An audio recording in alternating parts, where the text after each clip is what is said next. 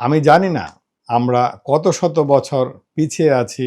আমাদের দেশে প্রায়ই পত্রিকার প্রথম পাতায় বড় বড় হেডিং হয়ে খবর আসে সরকারি আমলাদের দুর্নীতির কথা।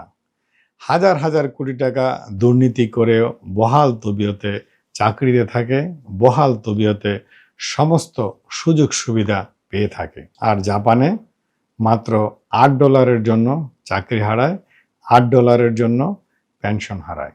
তাহলে বলাই যেতে পারে দুর্নীতি আমরা নির্মূল করব কিভাবে, যেখানে এত বড় বড় প্রমাণিত দুর্নীতি থাকার পরেও কোনো সরকারি আমলার চাকরি যায় না, জেল হয় না, জরিমানা হয় না, বহাল তবিয়তে থাকে এবং সরকারি যত সুযোগ সুবিধা সে নিয়ে থাকে।